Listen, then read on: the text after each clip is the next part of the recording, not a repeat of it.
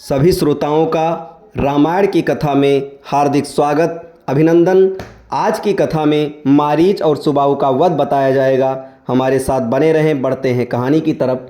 दूसरे दिन ब्राह्म मुहूर्त में उठकर तथा नित्य कर्म और संध्या उपासना आदि निवृत्त होकर राम और लक्ष्मण गुरु विश्वामित्र के पास जाकर बोले, गुरुदेव कृपा करके हमें यह बताइए कि राक्षस यज्ञ में विघ्न डालने के लिए किस समय आते हैं।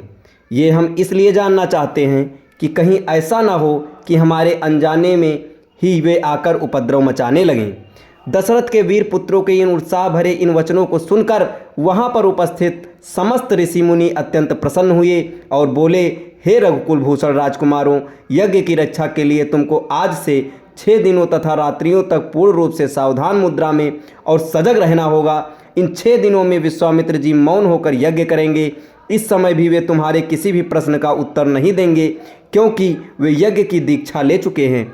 सूचना पाकर राम और लक्ष्मण दोनों भाई अपने समस्त शस्त्रास्त्रों से सुसज्जित होकर यज्ञ की रक्षा में तत्पर हो गए। 5 दिन और 5 रात्रि तक वे निरंतर बिना किसी विश्राम के सतर्कता के साथ यज्ञ की रक्षा करते रहे, किंतु इस अवधि में किसी भी प्रकार का विघ्न बाधा नहीं आई। 6वें दिन राम ने लक्ष्मण से कहा, भाई सौमित्र, यज्ञ का आज अंतिम दिन है और उपद्रव करने के लिए राक्षसों की आने की पूर्ण संभावना है। आज हमें विशेष रूप से सावधान रहने की आवश्यकता है। तनिक भी असावधानी से मुनिराज का यज्ञ और हमारा परिश्रम निष्फल और निरर्थक हो सकते हैं। राम ने लक्ष्मण को भी सचेष्ट किया ही था कि यज्ञ सामग्री, चमच, समिधा आदि अपने आप भभक उठे। आकाश से ऐसी ध्वनि आने लगी जैसे मेघ गरज रहे हों और सैकड़ों बिजलियां तड़क रही हों। इसके पश्चात मारीच और सुबाहु की राक्षसी सेना रक्त, मांस, मज्जा, अस्थियों आदि की वर्षा करने लगी। रक्त गिरते देखकर राम ने उपद्रवकारियों पर एक खोजपूर्ण दृष्टि डाली। आकाश में मायावी राक्षसों की सेना को देखकर राम ने लक्ष्मण से कहा, लक्ष्मण तुम धनुष पर सरसंधान करके सावधान हो जाओ। मैं मानवास्त्र चलाकर इन महापापियों की सेना का अभिनाश किए देता हूँ। ये कहकर राम ने असाधारण फुर्ती और कौशल का प्रदर्शन करते हुए उन पर मानवास्त्र छोड़ा।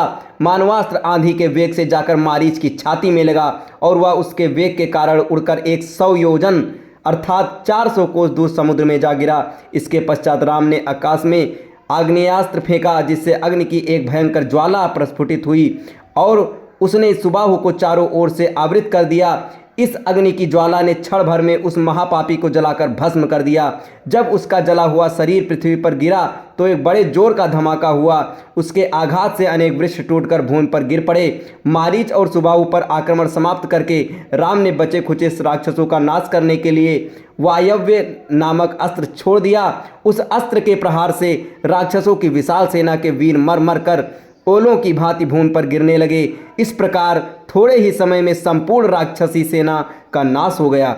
चारों ओर राम की जय जयकार होने लगी और पुष्पों की वर्षा होने लगी। निर्विघ्न यज्ञ समाप्त करके मुनि विश्वामित्र यज्ञ वेदी से उठे और राम को हृदय से लगाकर बोले, हे रघुकुल कमल, तुम्हारे भुजबल के प्रताप और युद्ध कौशल से आज मेरा यज्ञ सफल हुआ।